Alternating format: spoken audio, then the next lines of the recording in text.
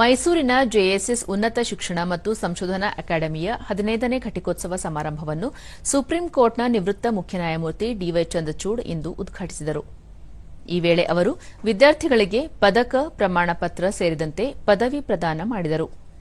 ಈ ಸಂದರ್ಭದಲ್ಲಿ ಸುತ್ತೂರು ಮಠದ ಶಿವರಾತ್ರಿ ದೇಶಿಕೇಂದ್ರ ಸ್ವಾಮೀಜಿ ಅವರು ವಿದ್ಯಾರ್ಥಿಗಳಿಗೆ ಪ್ರತಿಜ್ಞಾವಿಧಿ ಬೋಧಿಸಿದರು.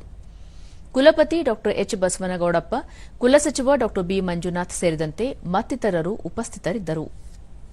The discharge of duties in our profession have been Honorable Justice significant occasion of 15th convocation where he completed his ಬಳಿಕ ನಿವೃತ್ತ ನ್ಯಾಯಮೂರ್ತಿ ಡಿವೈ ಚಂದ್ರಚೂಡ್, ದೇಶದ ಸುಸ್ಥಿರ ಅಭಿವೃದ್ಧಿಗೆ ಎಲ್ಲರೂ ಕೈಜೋಡಿಸಬೇಕು, ತ್ಯಾಜ್ಯ ಸಂಸ್ಕರಣೆ, ಪರಿಸರ ಸ್ನೇಹಿ ಚಟುವಟಿಕೆಗಳಂತಹ ಪ್ರಯತ್ನಗಳನ್ನು ಮಾಡುವುದರಿಂದ ದೇಶವನ್ನು ಪರಿವರ್ತಿಸಬಹುದಾಗಿದೆ.